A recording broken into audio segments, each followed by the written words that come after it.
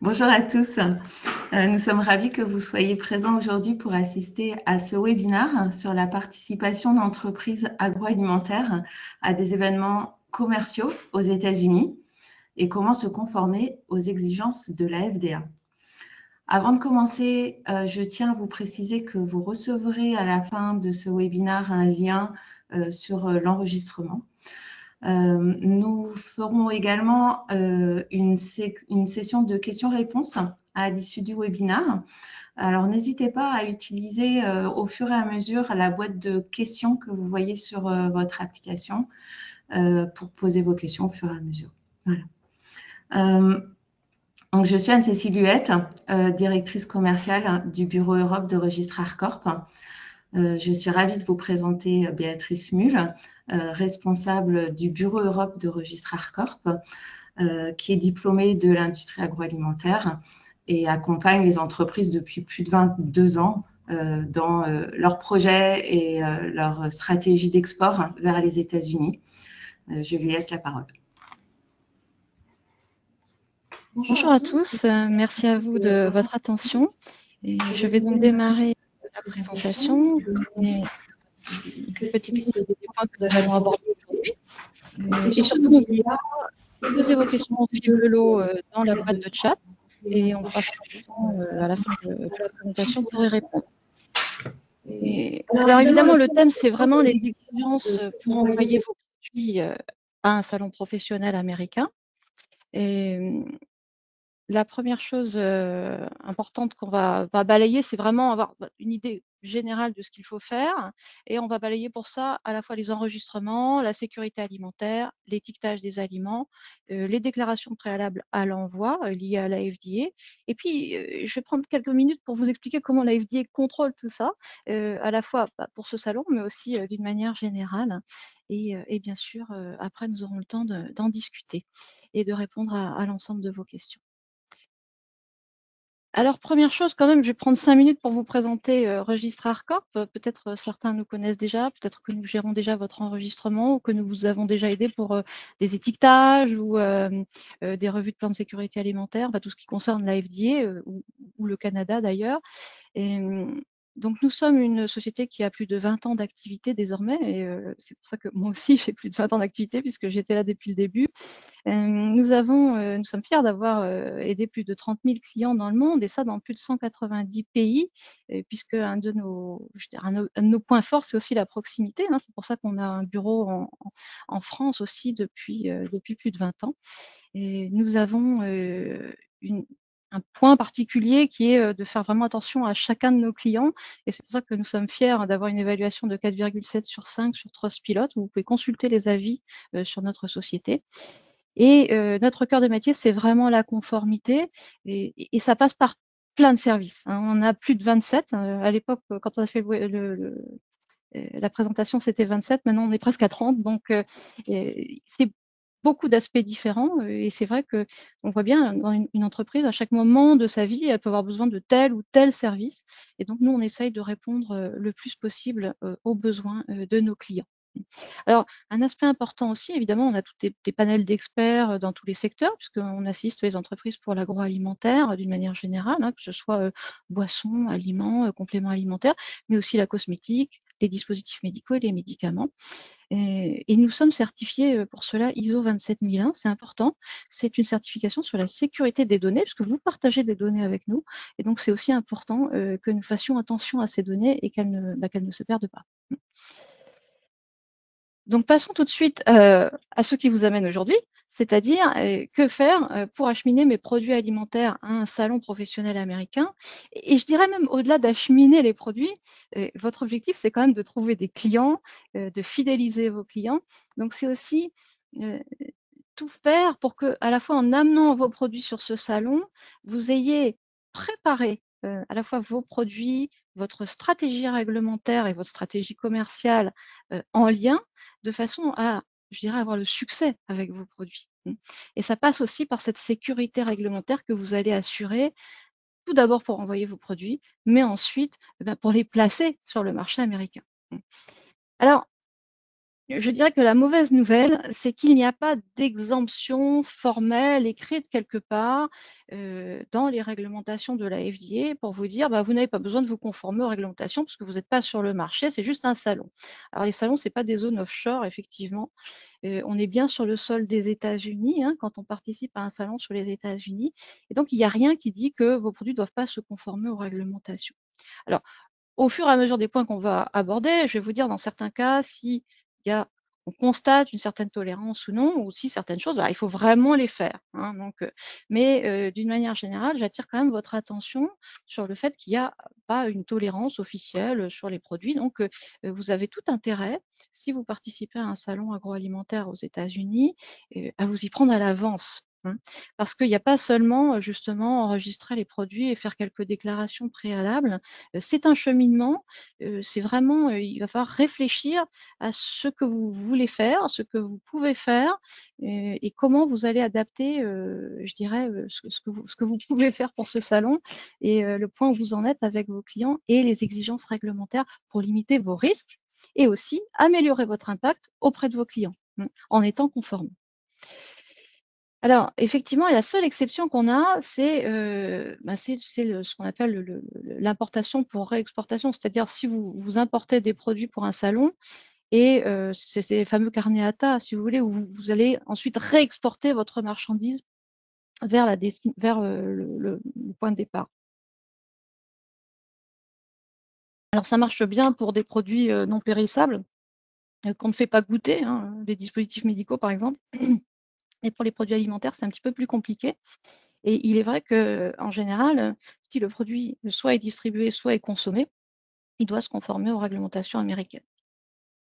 Donc ça, c'est le premier point. Donc on va voir après, point par point, comment on peut essayer de manager ça pour un salon. Le deuxième point, et c'est un point hyper important pour les personnes qui participent à des salons et qui ne sont pas forcément sur le marché aujourd'hui, c'est ce qu'on appelle le Foreign Supplier Verification Programme. Alors ça, c'est une réglementation qui s'applique aux importateurs.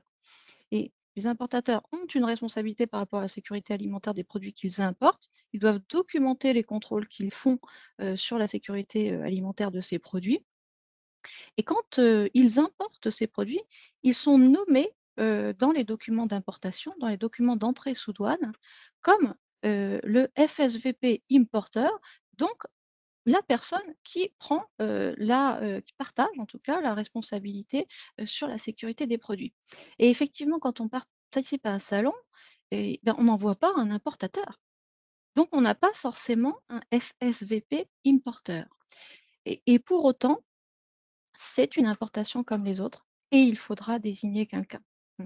Donc, on va en parler à la fin de la présentation. C'est un élément important parce que sinon, finalement, vous pouvez penser à plein de choses et puis au dernier moment, vous dire ah, mais mince, je n'ai pas de FSVP importeur. Alors, certains salons aussi organisent cela, mettent en relation, mais vous pouvez aussi décider d'avoir votre propre stratégie, puisque de toute façon, après, ou même déjà, si vous avez déjà des importateurs, c'est un élément à intégrer dans votre activité, dans votre stratégie commerciale aux États-Unis. Alors, les principales exigences pour les produits alimentaires, on va les balayer. On va commencer par l'enregistrement. Pourquoi? Parce que sans enregistrement, de toute façon, vous ne pouvez rien expédier. Même le moindre échantillon, sans parler de salon, envoyer 6 bouteilles de vin aux États-Unis ou 3 paquets de gâteaux. De toute façon, il faudra que l'établissement fabricant soit enregistré. L'enregistrement des établissements agroalimentaires, qui s'appelle aussi FFR, Food Facility Registration, facilité établissement, c'est requis pour les installations qui fabriquent, transforment, emballent ou stockent des aliments. Donc c'est important aussi d'intégrer ça, parce que si par exemple vous êtes une marque, vous faites fabriquer tous vos produits par un sous-traitant en France ou ailleurs, d'ailleurs peu importe, si vous ne fabriquez pas, vous ne transformez pas, vous ne stockez pas, vous êtes juste quelqu'un qui fait justement ce marketing de cette marque et la commercialisation, vous n'avez pas à vous enregistrer. Par contre, votre sous-traitant doit l'être. Et donc, vous dépendez de ce sous-traitant pour pouvoir expédier vos produits aux États-Unis. Donc, très important, posez-vous la question, qui fabrique, qui emballe, qui stocke?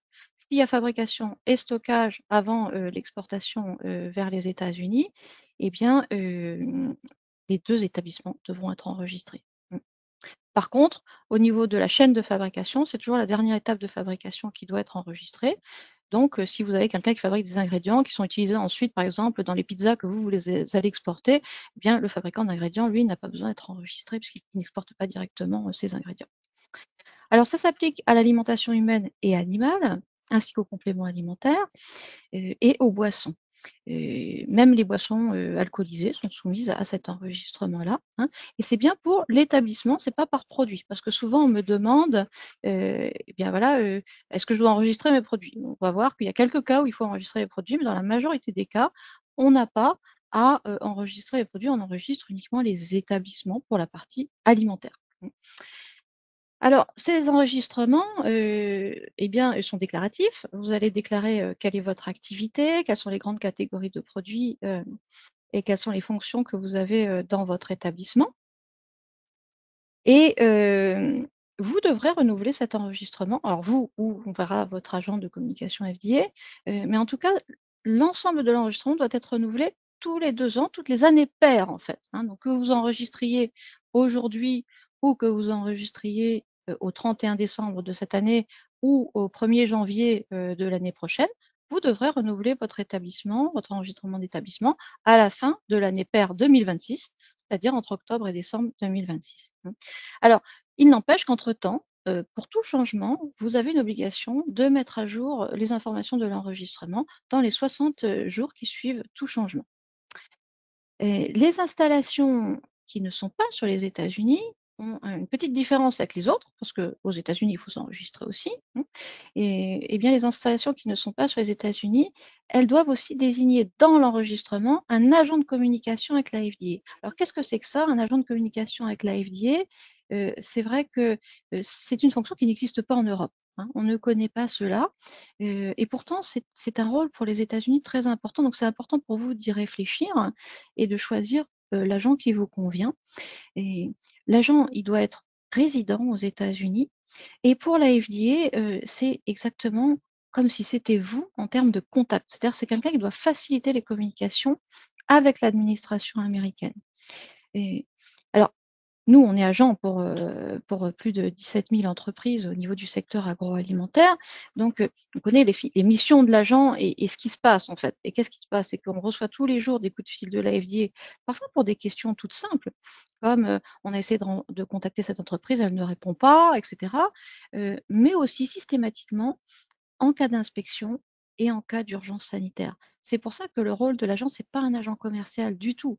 C'est vraiment quelqu'un qui doit être capable de relayer les informations de la FDA et de vous assister aussi pour les comprendre et respecter les procédures, hein. Vous voyez, une notification d'inspection, vous avez 5 jours pour y répondre. Donc, c'est important que votre agent vérifie que vous avez bien reçu, vous explique les délais, les procédures, etc.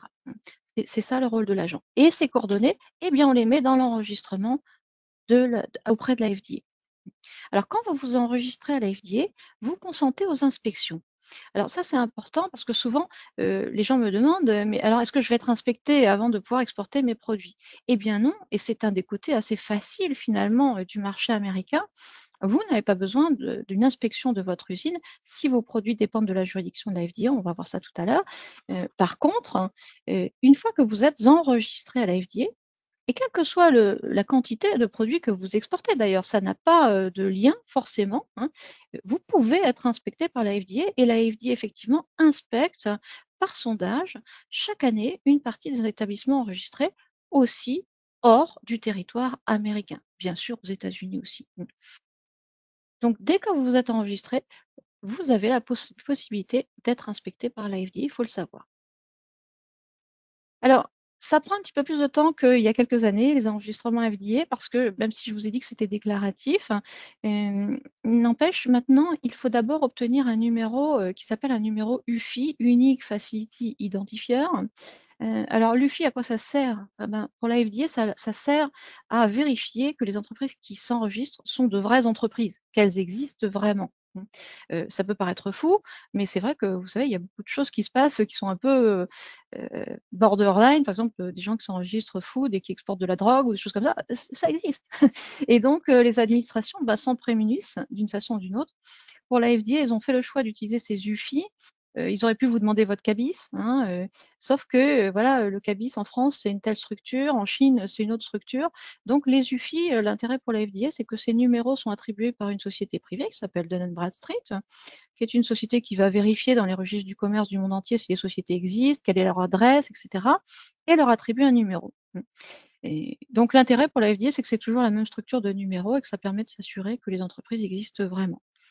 La difficulté pour l'entreprise qui s'enregistre, c'est qu'effectivement, il faut obtenir cette UFI. Alors parfois, vous l'avez déjà, parce que Dun & Bradstreet est beaucoup utilisé dans le domaine bancaire. Donc parfois, parce que vous avez demandé une ouverture de crédit, on vous a déjà attribué un UFI, ou parce que Dun & Bradstreet vérifie constamment les registres du commerce et essaye déjà d'attribuer des numéros.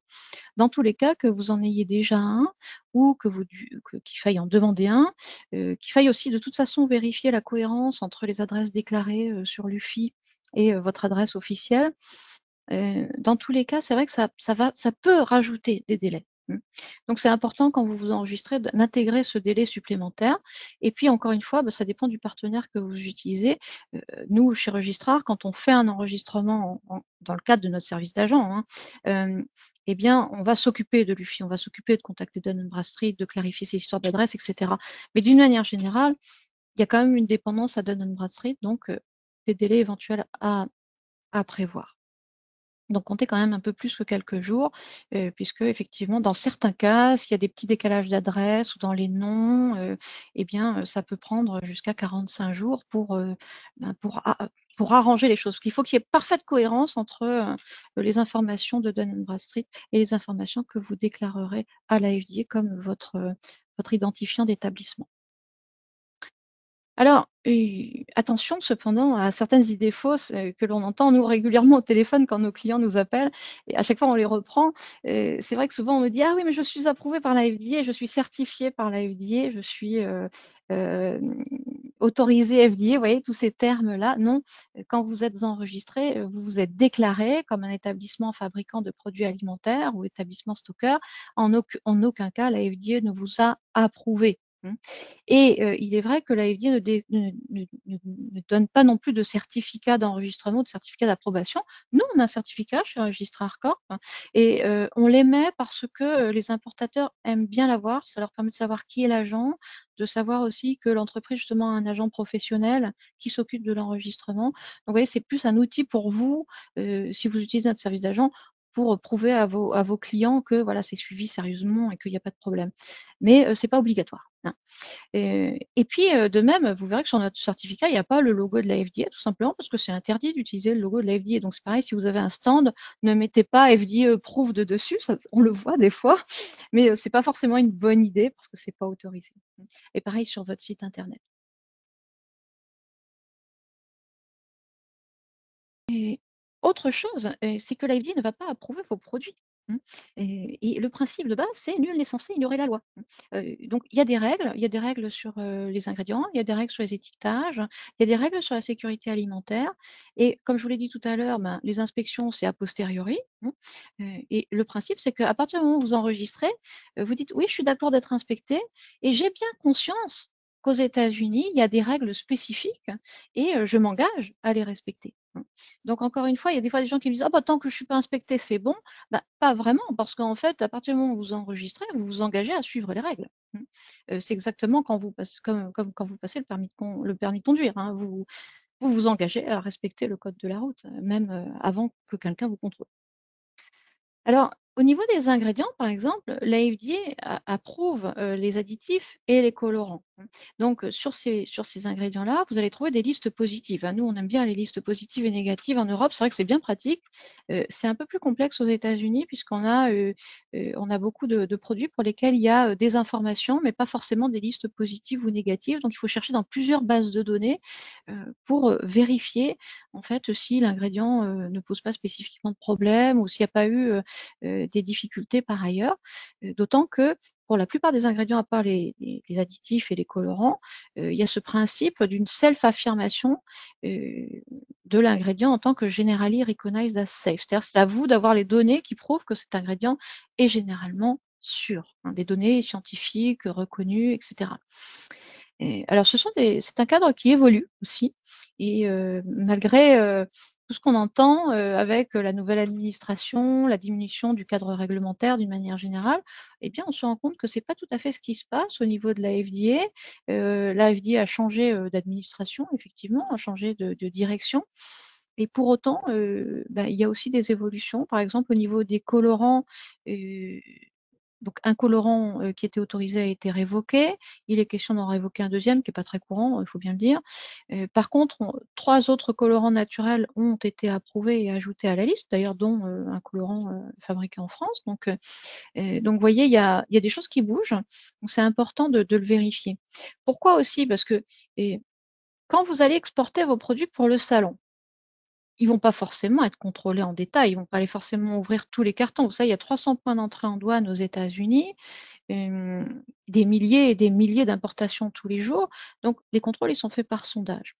Et pour un salon, c'est vrai qu'en général, on va déjà, de toute façon, et c'est ce que je vous recommanderais de faire, étiqueter les cartons en mettant Not for Retail Sale, en mettant par exemple For Trade Show Display Only, vous voyez, des informations qui vont aussi permettre, je dirais, de clarifier quelle est votre intention quand vous allez amener ce produit sur le marché. Cependant, malgré tout, ça ne vous autorise pas, et comme je vous l'ai dit tout à l'heure, il n'y a pas vraiment d'exemption à amener sur le marché américain ou sur un salon et faire goûter des produits qui contiendraient des ingrédients interdits.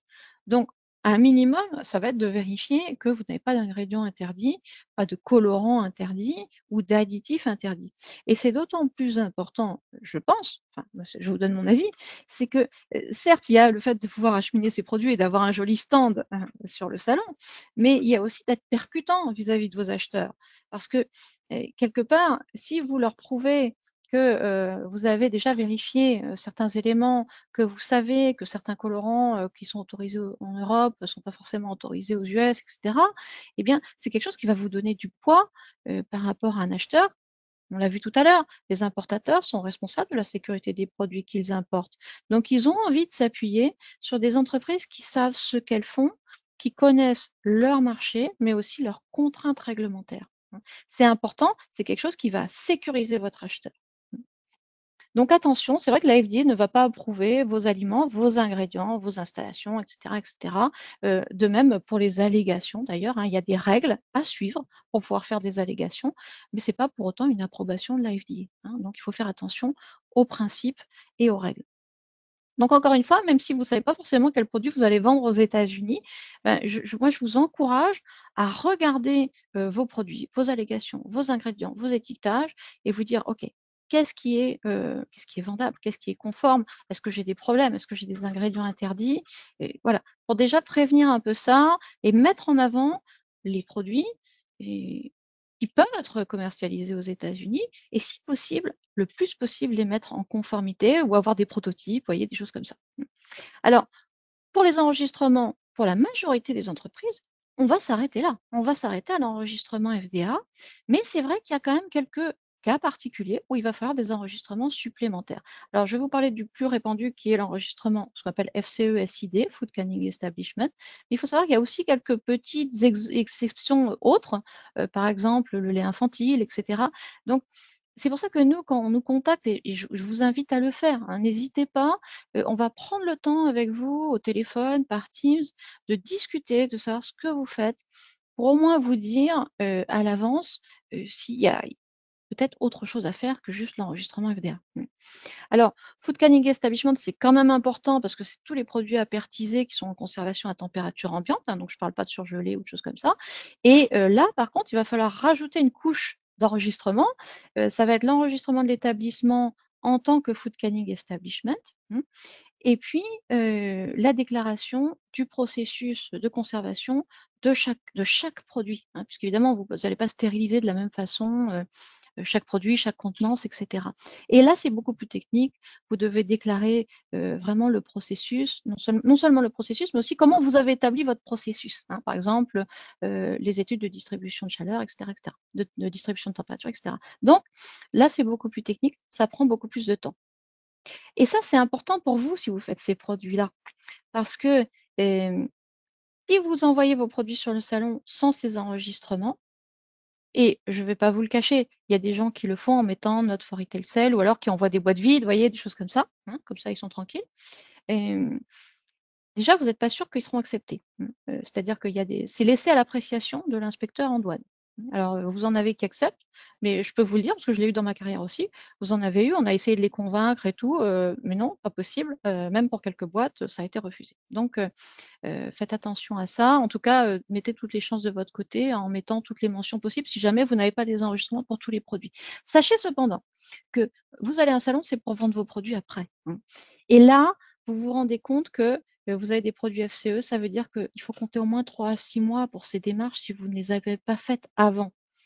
Donc c'est un peu toujours avec les produits de ce type-là, je dirais le serpent qui se mord la queue, c'est-à-dire que des fois les gens me disent ah oui mais je vais peut-être attendre d'avoir une commande pour savoir qu'est-ce que je dois déclarer comme produit au niveau des FCE SID. Or, si vous faites ça, le jour où vous avez la commande, votre client va être trop pressé et vous aurez du mal à avoir vos enregistrements en temps et en heure. Donc, réfléchissez à nouveau en termes de stratégie par rapport à ça, si vous avez ce type de produit. Si vous voulez aller aux US, de toute façon, il vous les faudra, ces enregistrements. Il faut savoir que tant que le produit ne bouge pas après cet enregistrement, il reste valable. Donc, c'est aussi une démarche que vous aurez de toute façon à engager. Et personnellement, je vous recommanderais de la démarrer et par exemple, pourquoi pas enregistrer vos 20-80. On a toujours des produits leaders dans une gamme. Ça vous permettra d'acquérir du savoir-faire, de comprendre ce qu'on attend de vous, de faire éventuellement les études dans vos stérilisateurs qui sont nécessaires, parce que sinon ça va vous prendre encore plus de temps. Et puis, quand vous aurez un client intéressé, là, vous pourrez tout de suite lui placer vos produits et vous pourrez tout de suite faire des affaires. Sinon, vous risquez effectivement de tourner un petit peu en rond sur ces aspects-là. Alors, quelques produits typiques, là, vous voyez, ce n'est pas forcément des conserves, hein, ça peut être aussi effectivement des poches souples, enfin tout ce qui est pasteurisé, stérilisé et d'autres processus, tant que c'est un produit qui n'est pas un produit sec et qui est conservé à température ambiante dans des emballages étanches. Alors, quelques exemptions pour les enregistrements. Principalement, bon, ça va être des exemptions sur les résidences, les particuliers, etc. Les bateaux de pêche quand ils ne font pas de transformation. Et puis surtout, ce qui va vous intéresser, vous, c'est si jamais vous avez des produits qui sont réglementés USDA. Effectivement, aux États-Unis, pour les produits alimentaires, vous avez deux administrations principalement, la FDA, sauf pour la viande et la volaille, où c'est l'USDA. Donc là, l'USDA, par contre, là, il y a inspection préalable, c'est beaucoup plus compliqué et il faut vous rapprocher de vos services vétérinaires. Alors, la sécurité alimentaire, deuxième point, on a vu les enregistrements. Le deuxième point, ça sera la sécurité alimentaire. Et la troisième point, ça sera la conformité des produits, des étiquetages. Alors, qui doit s'y conformer, en fait, c'est un peu toutes les installations qui sont sous la juridiction de la FDA. Je vous ai dit, USDA, c'est différent. Donc, tout ce qui n'est pas viande ou volaille, on va se retrouver dans la juridiction de la FDA, c'est-à-dire tous les aliments transformés, les ingrédients, les produits de la mer. Vous voyez, on ne fait pas tout à fait comme en Europe, on fait la différence entre les produits, je dirais les produits d'origine animale et les autres. Là, c'est pas du tout comme ça. Ça va être viande et volaille d'un côté avec l'USDA, qui eux sont hors de la juridiction de la FDA. Et puis aussi un cas un peu spécifique qui sont les boissons alcoolisées, qui sont soumises à enregistrement. Je vous en ai parlé pour l'enregistrement FDA. Mais par contre, pour la sécurité alimentaire et pour l'étiquetage, là, ça va dépendre d'autres standards et qui sont gérés par le TTB, qui est l'administration qui s'occupe des boissons alcoolisées et du tabac. Alors, on dit la réglementation FDA sur la sécurité alimentaire, mais on devrait dire les réglementations FDA sur la sécurité alimentaire, puisqu'il y a plusieurs standards qui coexistent, certains qui vont s'empiler et d'autres qui vont être l'un ou l'autre.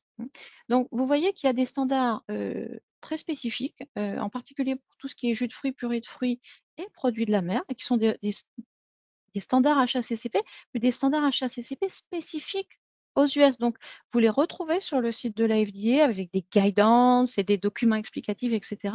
Et ils sont bien spécifiques aux US. Donc, c'est important que vous en preniez connaissance. Ce n'est pas parce que vous avez HACCP que vous avez intégré tous les éléments qui sont dans l'HACCP, jus de fruits, par exemple, de la FDA. Donc, très important quand même de regarder ça. Ce n'est pas uniquement le standard HACCP classique. Il est vraiment très, très détaillé. Vous avez aussi des référentiels particuliers par rapport au traitement thermique, hein, donc c'est justement lié au LACF, Low Acid and Canned Food, hein, ce que je vous expliquais tout à l'heure pour les enregistrements FCE, SID. Et puis vous avez pour certaines catégories de produits aussi des sites GMP, en particulier pour tout ce qui est préparation pour nourrissons, les compléments alimentaires, l'eau en bouteille. L'eau en bouteille est un secteur assez complexe aussi aux États-Unis, hein, très particulier. Et sinon, vous avez un standard général pour l'ensemble des produits. Alors, mis à part les produits de la mer, mis à part les jus de fruits qui ont leur HACCP spécifique et qui s'appelle les CGMP et contrôle préventif avec son pendant pour l'alimentation animale.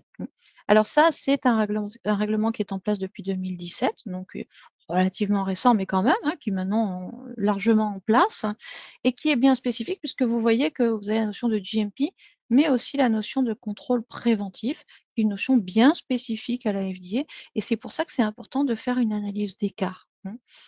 C'est important d'analyser vos plans de sécurité alimentaire. Ça l'est d'autant plus que je vous ai dit tout à l'heure, vous voyez ici le programme de vérification des fournisseurs étrangers. Celui-là s'applique à vos importateurs, hein, c'est ce que je vous expliquais tout à l'heure. Et comme vos importateurs sont obligés de se préoccuper de la sécurité des produits qu'ils importent, ils vont s'intéresser à votre manuel qualité, à votre plan de sécurité alimentaire, et ils doivent, et donc ils vont vérifier si votre plan de sécurité alimentaire est conforme au contrôle préventif. Donc c'est important pour vous de prévenir ça, parce que je vous parlais tout à l'heure de votre crédibilité dans votre discussion sur un salon alimentaire avec un acheteur potentiel. L'acheteur potentiel, à un moment, il va vous dire, mais est-ce que vous avez votre manuel qualité? Est-ce que vous connaissez nos standards, etc. Pourquoi? Parce que lui, il est obligé de documenter ça. Il est obligé de documenter tous les contrôles qu'il va faire. Donc évidemment, pour lui, c'est bien plus facile de travailler avec quelqu'un qui comprend de quoi il parle, plutôt que quelqu'un qui est vraiment pas familier avec les requis de sécurité alimentaire américains. Donc ça, c'est important de l'intégrer aussi, et donc que votre service qualité aussi se documente là-dessus, fasse éventuellement un pré-diagnostic, par exemple, pour voir un peu qu'est-ce qu'il y a comme écart, est-ce qu'il y a beaucoup de choses à changer, à modifier, etc. Alors, vous avez aussi d'autres requis comme le food défense, mais qui s'appliquent uniquement aux grosses entreprises. Alors, voilà un petit schéma qui va vous être utile cependant, où vous allez retrouver ce que je viens de vous expliquer, mais par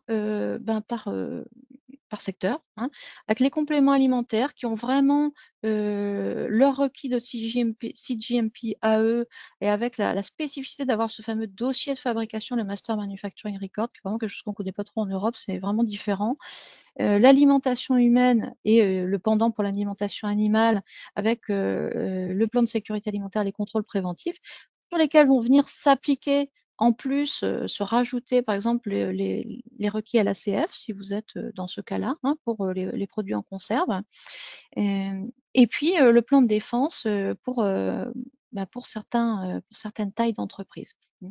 Alors effectivement, on retrouve les exemptions dont je vous parlais tout à l'heure. Les boissons alcoolisées, pourquoi? Parce qu'elles ont des GMP avec le TTB. Les produits réglementés par l'USDA, parce que voilà, il y a inspection préalable et il y a un standard particulier. Et puis pour le food défense, donc c'est ce qu'on appelle les petites entreprises aux États-Unis. Donc on voit un peu plus grand aux États-Unis. Donc c'est chiffre d'affaires inférieur à 10 millions de dollars. Alors, si vous êtes une entreprise qui fait moins d'1 million de dollars de chiffre d'affaires, pour les contrôles préventifs, vous pouvez être ce qu'on appelle le Qualified Facility. Ça vous permet de vous conformer juste aux réglementations de votre pays. Mais par contre, il faut faire une attestation pour ça, puisque ça dépend de votre chiffre d'affaires. Alors, c'est pareil, c'est des choses sur lesquelles on peut vous assister et vous expliquer, hein. Alors, je vais finir sur la conformité des produits en eux-mêmes. On a déjà parlé un peu des ingrédients. N'oubliez pas qu'il y a aussi l'étiquetage. Alors, c'est pareil, vous n'aurez pas forcément des produits qui sont tous étiquetés pour les US. Donc, pensez peut-être à emmener aussi des emballages vides. Comme ça, ça peut être aussi sympa pour mettre sur votre stand sans avoir trop de risques de blocage. Et puis, en fait, vous avez ici la liste des informations obligatoires. Et je vous la présente, mais en même temps, pour chaque point, vous pouvez vous dire, ah bah oui, mais je l'ai déjà. Et en même temps, vous pourrez vous dire, enfin, moi, je pourrais vous dire, oui, c'est vrai, vous l'avez déjà, mais vous ne l'avez pas forcément au format américain. Si on prend la déclaration d'identité, oui, c'est normalement le nom usuel de l'aliment. Sauf qu'il y a des noms standardisés pour certains produits, mais pas pour d'autres. Mais il y en a quand même pour plus de 200 produits des noms standardisés. Donc, c'est important que vous vérifiez cet aspect-là, parce que s'il y a un nom standardisé, là, vous devez l'utiliser. La quantité nette, oui, vous avez la quantité nette sur vos produits, mais pas forcément dans les deux systèmes, le système métrique et les ounces et les fluid ounces, etc. Deuxièmement, la quantité nette, elle doit être sur la face principale du produit, dans le tiers inférieur, parallèle à la base. On calcule la taille de caractère en fonction de la taille du packaging, etc. Donc, vous voyez, il y a des règles. Et on pourrait faire la même chose pour les ingrédients. Oui, on les classe déjà par ordre de prédominance aussi en Europe, sauf que par exemple, si vous mettez des abréviations E dans votre liste d'ingrédients pour les États-Unis, eh bien, c'est strictement interdit. Donc, votre produit peut être refusé uniquement pour ça. Moi, j'ai vu des réétiquetages pour ce genre de choses. De même, on n'utilise jamais les noms latins pour les plantes. Vous voyez, donc il y a des règles particulières. Les allergènes, oui, il y a des allergènes aussi aux États-Unis pour les produits alimentaires, mais il n'y en a que 9, pas comme en Europe. Et puis, là aussi, c'est des choses qui bougent. Par exemple, le sésame, ça a été rajouté récemment. Et de même, par exemple, en début d'année, on a eu une guidance sur les allergènes. Et c'est bien utile parce que, par exemple, les noix, c'était quand même assez générique. Donc, on ne savait pas trop si la noix de coco était dedans ou des choses comme ça. Donc là encore, vous voyez, le contexte, il évolue, il bouge. C'est important d'être accompagné ou d'avoir la compétence, ou les deux. Mais en tous les cas, de se tenir au courant et de faire des vérifications sur vos produits. Et là, c'est pareil, vous avez l'obligation de mettre le fabricant ou le distributeur ou l'emballeur, le pays d'origine.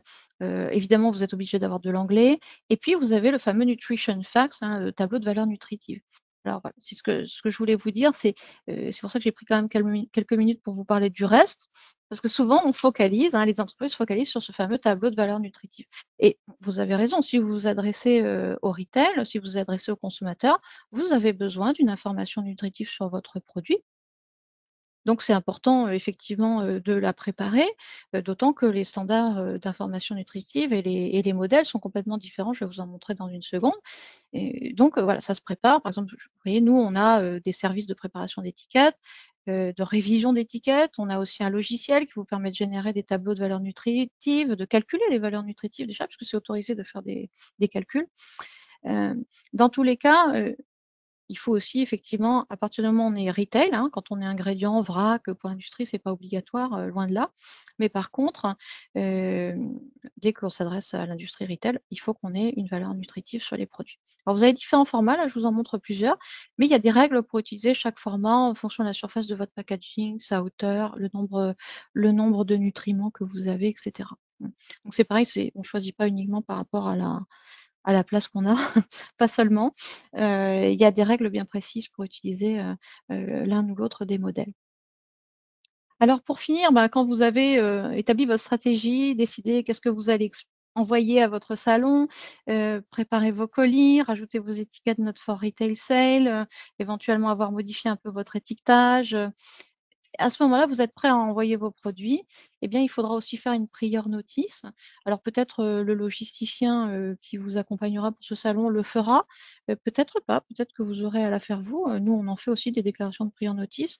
Le principe, c'est qu'en fait, tout produit alimentaire qui est envoyé vers les États-Unis, la FDA doit être informée à l'avance, et c'est par ce biais de déclaration préalable. Donc, on peut faire cette déclaration soit dans le système des douanes, soit dans le système de la FDA qui s'appelle le système PNSI. Alors, il y a quelques exemptions comme les produits à usage personnel, etc. Mais dans la majorité des cas, il faut faire une prior notice. Et en l'occurrence, pour envoyer de la marchandise sur un salon ou par exemple des échantillons à un acheteur, vous aurez à faire cette déclaration de prior notice. Alors ça se fait en général pour l'avion avant que l'avion ne parte. Donc par exemple, vous envoyez un colis express, c'est pareil, il faut faire ça avant de remettre le colis au transporteur. Et sinon, de toute façon, quelques heures avant que la marchandise n'arrive sur le sol des États-Unis. Alors, dans la prior notice, qu'est-ce qu'on fait? On dit qu'est-ce qu'on envoie, quel produit, qui est le fabricant et quel est son numéro FDA. Et c'est pour ça que je vous disais tout à l'heure que le numéro FDA est nécessaire pour toute exportation.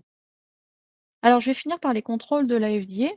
Effectivement, la FDA a des moyens de contrôler la conformité des produits et des entreprises. Alors, comme je vous l'ai dit tout à l'heure, c'est des contrôles a posteriori, c'est des contrôles par sondage. Et c'est ce qui fait que vous avez tout le temps des entreprises qui exportent des produits non conformes et qui se disent ah ben ça va, j'ai envoyé ma première expédition, j'ai pas été bloqué, donc tout va bien, je suis autorisé par la FDA. Et comme je vous l'ai dit tout à l'heure, non, vous n'êtes pas autorisé. C'est juste que pas vu, pas pris. Et effectivement, on se retrouve parfois, nous, à traiter des dossiers de détention pour des entreprises qui, en toute bonne foi, ont exporté parfois pendant plusieurs années des produits auxquels il manquait un enregistrement FCE-SID, par exemple. Hein. Vous voyez, des choses comme ça. Tout simplement parce qu'ils n'avaient jamais été contrôlés. Alors, c'est un gros risque parce que à ce moment-là, vous commencez votre business. Alors, super, vous allez à votre salon, tout se passe bien, vous trouvez un formidable acheteur, vous commencez un container, 2 containers, 10 containers. Au 11e, vous êtes bloqué parce qu'il y a un colorant interdit. Ça arrive très fréquemment. Et c'est pour ça que notre message, c'est prévenez ça. Et quand vous participez à un salon, vous dépensez beaucoup d'argent, votre stand, ça vous coûte super cher, vous avez l'avion, etc. Eh bien, prenez aussi ce temps, investissez ce temps et investissez dans la stratégie et dans la conformité réglementaire pour que cet argent que vous allez investir, peut-être ça va vous prendre plus de temps, coûter un petit peu plus cher, mais vous allez avoir un retour sur investissement qui va être beaucoup plus important. Parce que vous serez plus percutant avec vos acheteurs, parce que vous aurez vos produits sur votre stand et qui ne seront pas restés à la douane, et parce que vous comprendrez ce que les acheteurs attendent de vous en matière de conformité. Alors, effectivement, la FDA, elle peut facilement contrôler indirectement à travers les importateurs, puisqu'elle va, elle va inspecter les importateurs, elle le fait très régulièrement. D'ailleurs, on peut consulter les warning letters envoyés aux importateurs, et c'est souvent assez édifiant. Et à travers les importateurs, elle peut accéder à la documentation, entre autres, sur vous, en tant que fournisseur, puisque vous aurez sûrement fourni des informations sur votre système qualité, votre plan de sécurité alimentaire, etc. Et pour la FDA, inspecter les importateurs, c'est beaucoup plus facile que d'inspecter des gens en France parce que les importateurs, déjà, ils sont aux US et en plus, ils peuvent faire ça à distance. Alors, sur les installations enregistrées à la FDA, donc par exemple les vôtres, hein, si vous êtes enregistrés, la FDA peut se rendre sur place et elle le fait tous les ans. Hein. Nous, on reçoit des notifications, donc on le sait. Et désormais, et là je vous disais tout à l'heure, le contexte il évolue un petit peu tout le temps. Donc le mois dernier, la FDA a informé pouvoir aussi faire des remote regulatory assessments, donc une espèce d'inspection à distance où ils vont poser des questions et pendant une semaine, ils vont mettre en place des réunions où ils vont revenir sur la documentation que vous leur aurez fournie pour leur poser d'autres questions, etc. Quand l'inspecteur vient sur place, ben, il passe en général 3 jours à une semaine. Hein, et il va vraiment tout observer, les opérations, l'équipement, les processus, donc pas seulement la documentation. Et ils peuvent aussi prélever des échantillons quand ils inspectent, ils peuvent demander des étiquettes aussi quand ils inspectent. Et en général, jusqu'ici, en tout cas, les établissements hors US recevaient un préavis de 3 mois, ce qui n'était pas le cas des établissements sur le sol des États-Unis. Par contre, là aussi, le mois dernier, on nous a annoncé la possibilité éventuellement d'inspection surprise hors des États-Unis. Alors, ça sera sûrement un gros défi logistique pour la FDA, mais voilà, ça fait partie des choses qui ont été annoncées très très récemment. Donc, vous voyez, malgré tout, des évolutions aussi au niveau de l'administration américaine. Et puis, bien sûr, le contrôle des produits sur les points d'entrée en douane. Alors, je vous l'ai dit tout à l'heure, hein, la FDA ne contrôle pas tout sur les points d'entrée en douane, c'est impossible. D'ailleurs, c'est comme en Europe, hein, ce sont des contrôles par sondage. Mais par contre, hein, il peut y avoir des échantillonnages, il peut y avoir des contrôles d'étiquettes, et on a des détentions tous les jours, toutes les semaines, qui sont d'ailleurs publiées sur le site de la FDA. Et c'est sur ça que je finirai, c'est que votre statut de conformité, hein, c'est comme ça que ça s'appelle aux États-Unis, c'est un peu tout ce qui va corroborer le fait que vous allez être un partenaire fiable ou que vous êtes quelqu'un qui a déjà eu des problèmes avec l'administration américaine ou des problèmes de conformité. Et pour un importateur, c'est assez facile à voir parce qu'il y a beaucoup de choses qui sont publiées. La classification des inspections, les refus en douane. Donc, vous voyez, il y a beaucoup d'informations qui vont être disponibles. Les warning letters qui sont envoyés aux entreprises qui ne sont pas conformes. Tout ça, c'est public. Donc, c'est aussi quelque chose qui, si c'est bien géré, par exemple, vous avez une bonne inspection, ben, ça va être un atout pour vous parce que la classification de cette inspection, elle est publique. Donc, tout le monde va savoir que vous n'avez pas de problème avec les inspections FDA. Vous voyez. Donc, cet ensemble d'informations, c'est aussi à travers, quand on commence à mettre un pied sur le marché américain, il faut y penser parce que c'est comme ça qu'on construit sa réputation et qu'on construit son marché. Alors, je vous ai parlé, je vais finir sur le FSVP, hein, puisque je vous ai dit tout à l'heure, le FSVP, c'est donc le Foreign Supplier, normalement, qui prend le Foreign Supplier Verification Programme, qui est appliqué par l'importateur, qui va prendre la responsabilité, partager la responsabilité avec vous de la sécurité alimentaire des produits. Donc, quand vous exportez vos produits pour un salon, vous n'avez pas d'importateur, Donc, vous pouvez utiliser un agent FSVP. Par exemple, nous, c'est un service qu'on propose. Et à ce moment-là, on va se substituer à l'importateur, mais ça veut dire aussi qu'on va avoir un gros travail puisqu'il faut approuver les fournisseurs avant l'importation des aliments, vérifier que les fournisseurs étrangers sont en conformité avec toutes les normes de la FDA, et puis tenir des registres parce que nous, on est inspectable au titre d'agent FSVP, et d'ailleurs, on a déjà été inspecté par la FDA à ce titre-là. Donc, c'est important, voilà, si vous n'avez pas d'agent FSVP ou si vous n'avez pas d'importateur, pensez-y, parce que quand vous allez exporter vos produits vers le salon, eh bien, il vous en faudra un. Donc, vous avez un peu plus de détails sur, sur toutes les missions de l'agent FSVP. C'est assez complexe, et c'est vrai que c'est exactement comme si on importait les produits, même si en fait, nous, on se substitue à l'importateur sur cette partie de vérification. Donc voilà, la non-conformité, je vous l'ai dit, vous l'avez compris, ça peut coûter cher. D'abord, ça peut vous empêcher de vous développer, c'est surtout ça. Quand on participe à un salon, on veut se développer. Mais aussi, ça peut vous coûter directement parce que vous avez des frais de détention, des frais de réétiquetage, des frais juridiques. Et puis surtout, vous perdez des affaires futures parce que souvent, le client, il a une rupture, il n'est pas content, etc. Et puis, toujours pareil, votre réputation et votre compliance status qui peut être affectée par tout cela. Alors nous, on a plein de services, donc on est prêt à vous aider si vous le souhaitez. Et ces services peuvent être utilisés séparément ou on a carrément même aussi des packages où là, on va pouvoir vous assister pour l'ensemble, on va comprendre à la fois l'enregistrement, vérifier un certain nombre d'étiquettes par an, vérifier un certain nombre de plans de sécurité alimentaire par an, faire une petite formation à vos équipes, vous aider en cas de détention, etc., etc. Donc, vous allez retrouver sur notre site d'ailleurs l'ensemble de ces services. Et surtout, n'hésitez pas déjà à nous contacter, nous poser des questions, ça ne coûte rien. On est là à côté de chez vous aussi pour vous renseigner. C'est notre politique et on y tient tout particulièrement. Voilà, checklist, s'enregistrer, s'assurer que votre établissement répond aux exigences ou qu'au moins vous les connaissez, si vous n'êtes pas pour l'instant sur le marché alimentaire, marché américain. Pensez au fait que vous aurez peut-être besoin d'un agent FSVP. Et puis, assurez-vous que au moins vos produits, vous n'avez pas d'ingrédients interdits, que vos étiquetages sont soit conformes, soit peut-être vos packagings sont vides ou qu'au moins vous ayez étiqueté que c'est pas pour la vente, etc.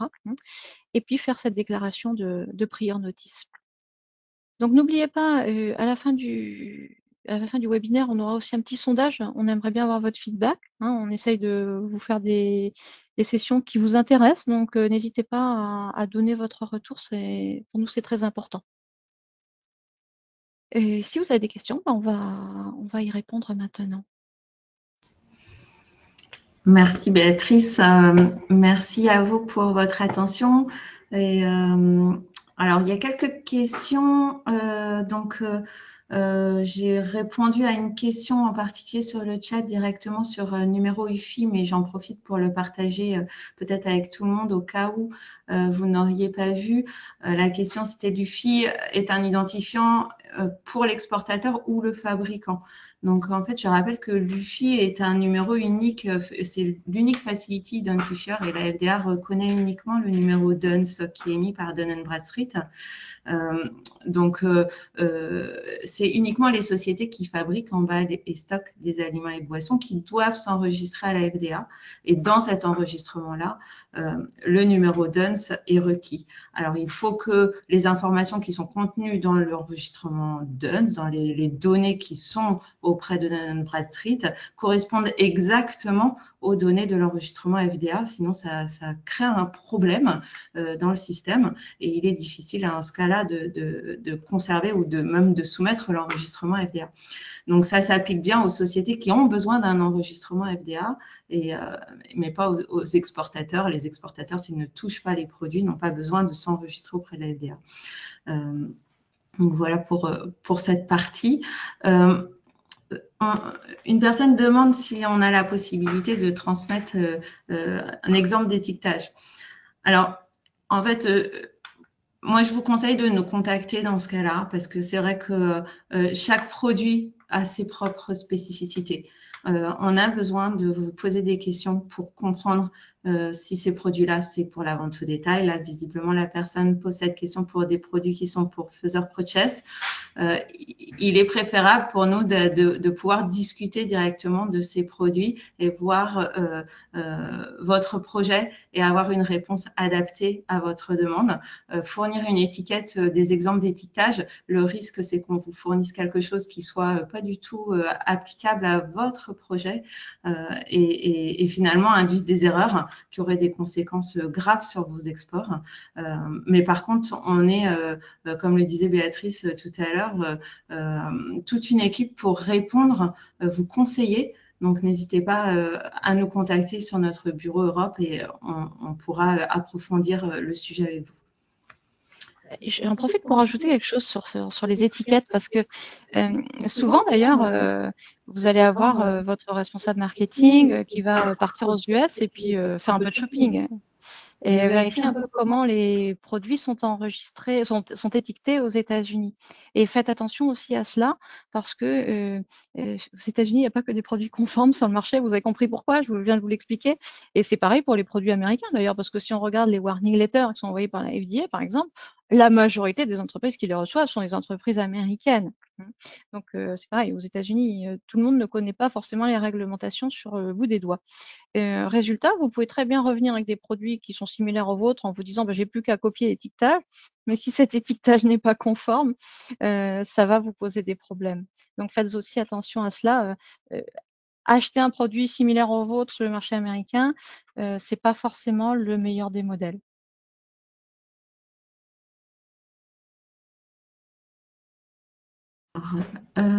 Je vois une question concernant qui doit s'enregistrer. Alors, la question un peu, est assez précise. Je la lis directement. Donc, est-ce que dans le cas d'une entreprise française qui fait fabriquer des capsules chez un fabricant X, puis les fait mettre en pilulier chez un fabricant Y, est-ce que le numéro d'enregistrement FDA est uniquement nécessaire pour l'entreprise X, donc pour celle qui fabrique les capsules? Alors là, c'est intéressant comme question. Il y a une guidance de l'FDA là-dessus. Alors, si vous étiez aux États-Unis, la réponse serait simple, tout le monde, hein, puisqu'aux États-Unis, tout le monde s'enregistre. Enfin, vous touchez des produits alimentaires, vous enregistrez. Quand c'est à l'étranger, il y a une guidance de la FDA qui explique que c'est la dernière transformation sur le produit qui compte. Dans ce cas-là, ce qui n'est pas très clair pour moi, c'est si les pilules sont en vrac et qu'elles sont mises dans un pilulier. Donc, que quelque part, le produit vrac, la dernière personne qui le touche, c'est celui qui met les pilules dans le pilulier. Auquel cas, cette valeur ça pourrait suffire en termes d'enregistrement. Par contre, si les pilules sont déjà emballées dans des blisters, par exemple, et qu'elles sont mises ensuite dans des cartons, là, on remonte à l'étape précédente. Donc, vous voyez, c'est à chaque fois, si vous dites à Cécile, on va vous poser plein de questions pour comprendre exactement comment ça se passe. Alors, je vois également justement des questions par rapport au prix qu'on peut proposer pour notre service FSVP Agent, avoir une fourchette de prix. Alors, de la même manière, on a des prix qui sont forcément très différents puisqu'on a le cas de sociétés qui vont envoyer, qui n'exportent pas et vont envoyer sur un trade show une seule fois des produits et non pas pour l'instant une visibilité plus grande. Il y a la question de sociétés qui sont Qualified Facility, c'est-à-dire qui font moins d'1 million de dollars de ventes globales annuelles dans le monde entier et dans ce cas-là ont des requis simplifiés. Donc on doit évaluer en fait ces informations-là pour pouvoir comprendre nous la complexité du travail qu'on a à fournir puisque comme l'a expliqué Béatrice, le FSVP consiste à vérifier la conformité des fournisseurs, hein, des fabricants. Donc nous, on doit établir un plan de notre côté, le plan FSVP, avant de donner notre accord pour pouvoir être agent. Donc cela dépend des situations, ça dépend de vos projets, de vos produits. également. Il faut aussi qu'on vérifie si il n'y a pas d'exemption qui s'applique à vous. Donc pour cette question-là, n'hésitez pas à nous contacter. De la même manière, nos conseillers pourront vous poser un ensemble de questions qui permettront de vous faire un devis précis. Donc, vous saurez vers quoi vous vous engagez. C'est pas de la découverte au fur et à mesure. C'est un service qui a un prix fixe. Donc, il nous faut juste prendre le temps au départ de vous poser les questions. Dans le même registre, Anne-Cécile, peut-être donner une idée par contre des tarifs pour le service d'agent et l'enregistrement, qui lui est assez oui, standardisé, je dirais. Tout à fait. Alors, c'est vrai que pour la partie enregistrement, notre service pour l'enregistrement et l'agent US, donc qui a une validité d'1 an, où on propose des services sur 2 ans ou 3 ans, le service pour 1 an coûte 995 $. Donc, je précise bien dollars, hein, puisque actuellement, prenez quand même en considération aussi le change. Donc, vous pouvez directement enlever 15%. Donc, il peut être intéressant à certains moments de procéder à des enregistrements ou un service un petit peu plus long. Donc, notre service d'agent contient déjà un ensemble de services qu'il faut considérer. On n'est pas juste un prête, non. On ne s'indique pas juste nous, Registrar Corp, dans votre enregistrement pour valider, voilà, vous êtes enregistré, c'est bon, vous pouvez y aller. Non, notre service, il est là pour vous accompagner. Donc, dedans sont inclus des prior notices. On a un certificat qui vous permet de prouver à des importateurs que vous êtes bien enregistré. On va monitorer votre statut de conformité, c'est-à-dire qu'on va regarder en permanence si la FDA ne publie pas des informations comme des warning letters, un refus en douane, une import alerte concernant votre société. Ce sont des choses qui ne sont pas forcément communiquées par la FDA à l'instant T. Donc nous, on les monitore pour vous. Donc, on vous assiste pour vos envois. Si jamais vous avez un problème de détention en douane, on va vous aider à comprendre pourquoi vous avez une détention et vous guider sur comment agir dans ce cas. Donc, il faut bien considérer que Registrar Corp est une société qui vient là pour vous assurer une conformité. On n'est pas juste pour répondre à un petit point de la réglementation et vous laisser dans le flou pour le reste des requis qui s'appliquent à vous. Du coup, je vais prendre le relais avec 2 questions. D'abord, une question sur les FCESD et ensuite une question sur les nouvelles règles de traçabilité par rapport au FSMA. Donc, là, on a une question intéressante d'une personne qui apparemment fabrique et conditionne pour un tiers des produits qui seraient concernés par les enregistrements FCE-SID. Donc, vous êtes sous-traitant, vous assurez la fabrication et justement la stérilisation ou pasteurisation de ces produits. Et bien, du coup, même si vous n'exportez pas directement, c'est bien vous qui devez vous enregistrer. Donc, enregistrer à la FDA, l'établissement. Enregistrer à nouveau l'établissement en tant que Food Canning Establishment. Ensuite, effectivement, faire la déclaration du processus, le fameux Submission Identifier, pour chaque produit et chaque conditionnement. Ça veut dire peut-être devoir refaire des études thermiques dans vos stérilisateurs. Donc, vous voyez que c'est une démarche assez complexe qui peut peut-être vous coûter aussi parce que si vous devez faire venir un organisme avec des sondes pour faire des études dans vos stérilisateurs, évidemment, ça va avoir un coût. Les enregistrements FCE-SID, soit vous pouvez essayer de les faire vous-même, soit vous pouvez vous faire assister parce que c'est quand même assez lourd au niveau des soumissions. Nous, c'est pareil, on a des départements qui aident à cela. Ça se budgète. Et c'est important que vous le budgétiez parce que vous allez le facturer à votre client qui lui-même va l'intégrer dans son prix de vente. Donc, vous voyez, c'est aussi une chaîne. Et c'est important, on parle de salon. Si votre client, il va sur le salon et il ne se préoccupe pas de tout ça, il va peut-être proposer des tarifs qui sont complètement à côté de la plaque, en fait, parce qu'il n'aura pas intégré toutes ces démarches qu'il faut faire. Donc oui, en tant que sous-traitant, par rapport aux États-Unis, on est souvent justement l'établissement qui doit faire beaucoup de choses. Et nous, souvent, quand on discute avec les entreprises, on a plein d'entreprises ici en France qui nous disent « Ah, mais c'est moi le fabricant ». Et en fait, après, quand on creuse, on comprend bien qu'ils sont fabricants au sens européen, mais pas au sens américain, parce qu'ils ont un sous-traitant qui fabrique, et c'est bien souvent à ce sous-traitant-là que la plupart des réglementations vont s'appliquer. En particulier, si la FDA vient inspecter, eh bien c'est justement vous, le sous-traitant, que la FDA viendra inspecter.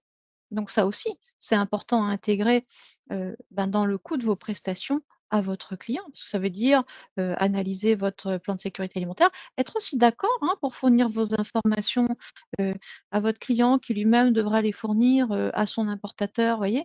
Peut-être avoir des documents en anglais un peu plus soft pour les partager, voyez, des choses comme ça. Euh, Deuxième question sur la règle de traçabilité FSMA pour les industries agroalimentaires. Donc, alors, je saute sur cette question puisqu'il y a eu un report de cette réglementation qui devait normalement s'appliquer en 2026 et qui désormais sera applicable en 2028. Donc là aussi, un des effets des modifications de l'administration, mais aussi tout simplement les retours de l'industrie agroalimentaire américaine qui n'était pas du tout prête à ça. Alors, cette règle de traçabilité, je dirais qu'elle nous est assez, le principe nous est assez familier puisque on a ce concept en Europe de la fourche à la fourchette. Vous connaissez le dicton en quelque sorte depuis longtemps. Cependant, effectivement, en gros, le principe, c'est que pour certains produits qui sont très liés effectivement à la partie production agricole, la règle de traçabilité va demander une traçabilité additionnelle à celle que vous avez dans l'usine, pour remonter jusqu'au champ ou l'élevage, etc. Donc effectivement, la règle de traçabilité, les nouvelles règles de traçabilité, s'appliquent qu'à certains produits. Donc c'est pareil, nous on a des informations là-dessus sur notre site, on a toutes sortes de ressources sur notre site aussi, d'autres webinaires, etc. Mais par exemple, les fromages vont être affectés parce que justement, effectivement, là, on a un besoin de traçabilité, les légumes, des choses comme ça. Mais la particularité, c'est qu'en plus de ce référentiel de traçabilité, vous avez l'obligation d'avoir ces données disponibles de façon électronique pour l'administration américaine. Donc ça, c'est très particulier à cette réglementation. C'est un domaine sur lequel nous, on travaille parce qu'on pense que c'est ce qui va être le plus spécifique, le plus particulier en fait de cette réglementation. Et donc effectivement, si ça vous intéresse, je vous invite à nous suivre. D'ailleurs, sachez qu'on a une page LinkedIn aussi, une page pour notre bureau Europe. Et n'hésitez pas à vous y abonner parce qu'on fait passer voilà, le plus possible de mises à jour réglementaires. On relaye bien sûr toutes les mises à jour réglementaires qu'on fait déjà au niveau de notre siège. Donc surtout, n'hésitez pas à nous suivre à ce niveau-là. C'est pareil, c'est une source d'information assez simple et qui ne vous coûtera rien. Alors, beaucoup de questions sur l'enregistrement et il sera disponible, on vous l'enverra par email.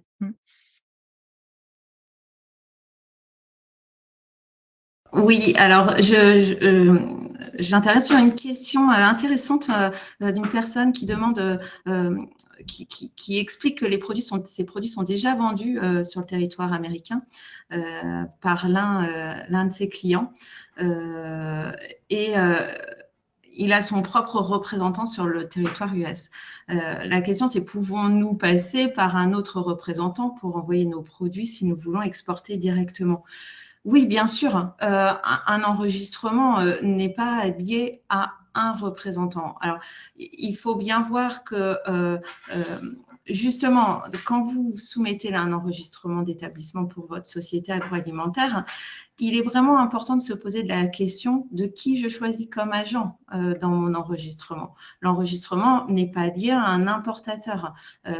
Une société peut choisir qui elle souhaite comme agent. À partir du moment où elle choisit de laisser la main à un importateur ou d'indiquer l'importateur d'un de ses clients pour avoir un contact aux États-Unis à indiquer dans l'enregistrement, ça peut poser un problème si vous souhaitez plus tard, si vous souhaitez ouvrir et exporter à différents importateurs. Et puis, ce qui est sûr, c'est qu'un importateur ne vous apportera pas forcément une assistance réglementaire parce qu'ils ont d'autres compétences. Ils ne sont pas forcément experts de toutes les réglementations FDA. Donc, par contre, votre enregistrement FDA, il peut être modifié. Donc, ce qui est important pour vous, c'est d'avoir la main sur votre enregistrement. Donc, un enregistrement FDA, il est verrouillé par un code PIN.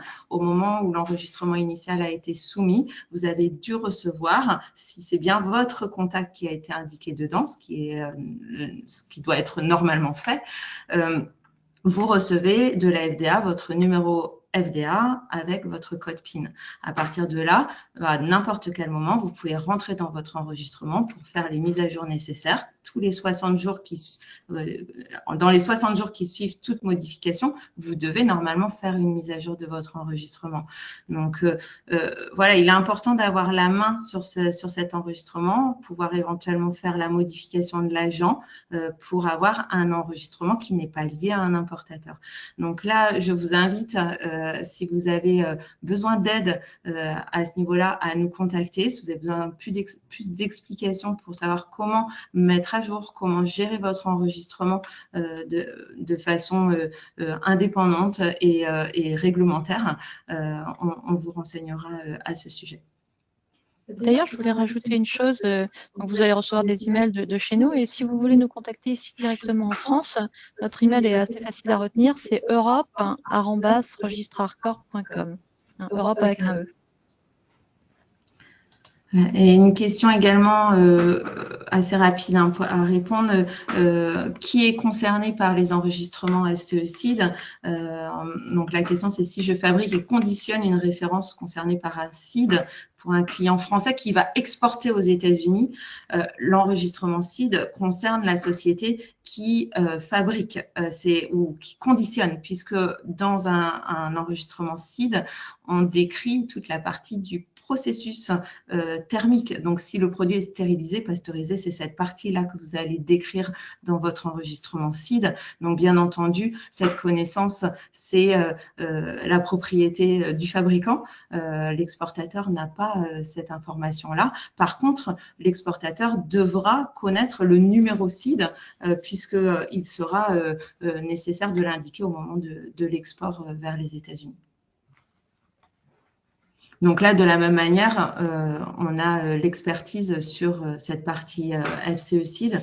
Donc, n'hésitez pas à nous contacter si vous voulez clarifier certains points avec nos experts.